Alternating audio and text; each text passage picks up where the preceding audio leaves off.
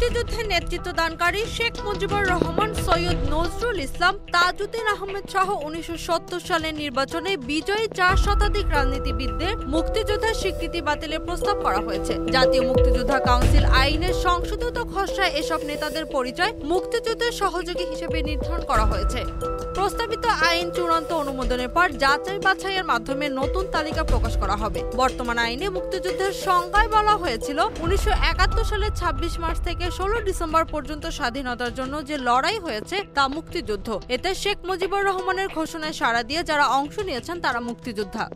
কিন্তু নতুন খসড়ায় মুক্তিযুদ্ধের সংজ্ঞায় বলা হয়েছে 1971 সালের 26 মার্চ থেকে 16 ডিসেম্বর পর্যন্ত পাকিস্তানি বাহিনী ও তাদের দোসরদের বিরুদ্ধে যারা লড়াই করেছেন তারাই মুক্তিযোদ্ধা। মুক্তিযুদ্ধ বিষয়ক উপদেষ্টা ফারুকী আজম বলেন, বীর মুক্তিযোদ্ধা কেবল তারাই থাকবেন যারা অস্ত্র হাতে যুদ্ধ করেছেন। রাজনীতিবিদরা সরাসরি যুদ্ধ করেননি, তাই তাদের মুক্তিযোদ্ধার স্বীকৃতি বাতিল করে নতুন পরিচয় অন্তর্ভুক্ত করা হয়েছে। এতে কোনো মর্যাদা কমানো হয়নি, বরং মুক্তিযুদ্ধের ইতিহাসকে আরও সুনির্দিষ্ট করা হয়েছে। কিন্তু এ খবরে ভারতীয় মিডিয়াগুলো অপপ্রচারে নেমেছে। প্রতিহিংসার রাজনীতি, ইউনূসের আর মুক্তিযোদ্ধা থাকছেন না বঙ্গবন্ধু এমন শিরোনামে খবর প্রচার করে এ খসড়াকে বিতর্কিত করার চেষ্টা করছে তারা। Z news, Dhaka.